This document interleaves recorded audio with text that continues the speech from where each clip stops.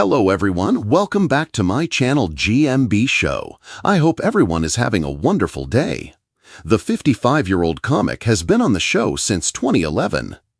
A well-known star from The Chase has opened up about suffering 2 heart attacks during his comedy career. On Tuesday, June 24th's episode of Good Morning Britain, Paul Sinha, 55, spoke about the double heart attack which happened during his time at the Edinburgh Festival Fringe 2 years ago. Paul said, "I was actually here on GMB a couple of years ago plugging the 2023 show. It was a bit of a wild show. It was about my life as a gay, disabled son of immigrants. It was quite a political show. It was a big show. I was in a room full of 400 people.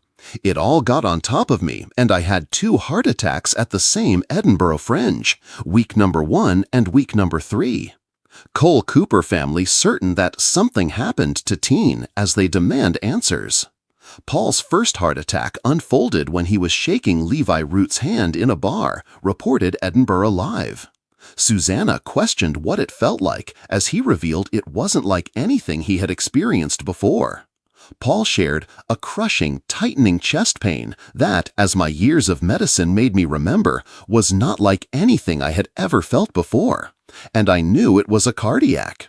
I didn't want to cause a scene, so I just walked into a cab." Although Susanna chuckled at his frank admission, she replied, "I know it's not funny, but you do have medical training?" Confirming that he does, Paul confessed he didn't want to call an ambulance, so he decided to get into a taxi and be taken to the nearest hospital. Paul was able to get back on stage a week after having a cardiac arrest, and he continued performing before experiencing a subsequent heart attack in the 3rd week of the festival. Paul commented, "Yeah, well, the first time they didn't diagnose it properly, so they sent me home. The second time, they said that these have been 2 small heart attacks. I said, 'Can I carry on?' They said, 'We're not going to tell you what to do.' So I carried on. But looking back on it, that's not the right thing to do. I know why I did it. It was the Edinburgh Festival, and I didn't want to lose a huge amount of money." In a recent episode of The Chase, Paul Sinha handed in his notice after quizzers won £100,000. The ITV show host Bradley Walsh joked that the Sinnerman needed to quit his role as a chaser after the blunder. Brad said that the chaser has handed his notice in after an unbelievable final round that saw the quizzers victorious. Players Ian, Jenny, Gregor, and Karen all appeared on the quiz panel with the hopes of bagging some cash in the final chase in the episode which aired earlier this month.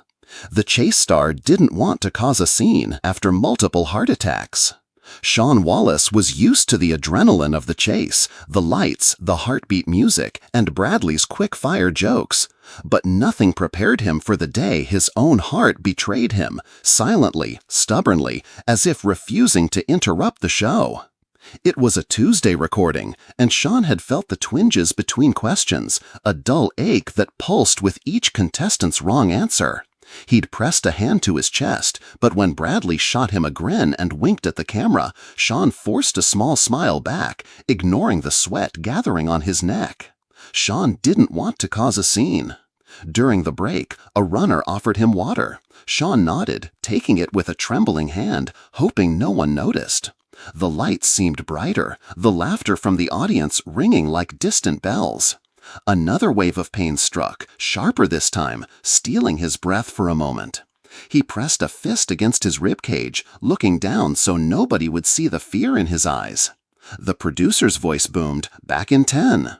Sean considered saying something, but the thought of cameras stopping, the audience gasping, Bradley's face falling, it was too much.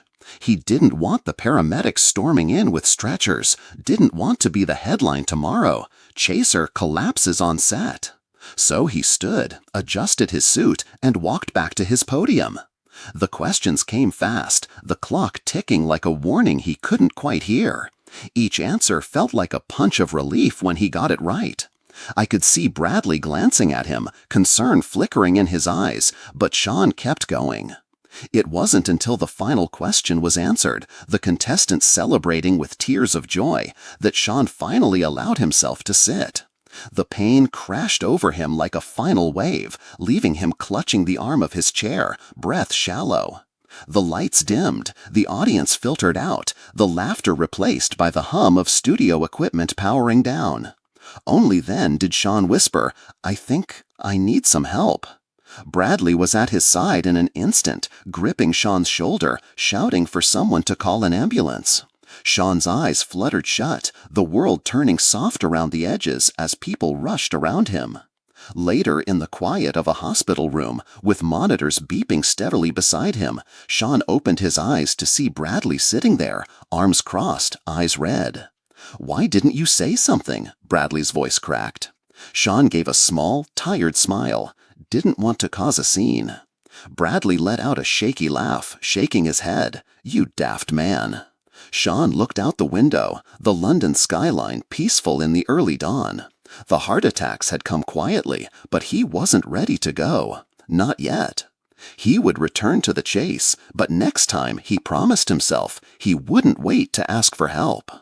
Even the Dark Destroyer needed a lifeline sometimes.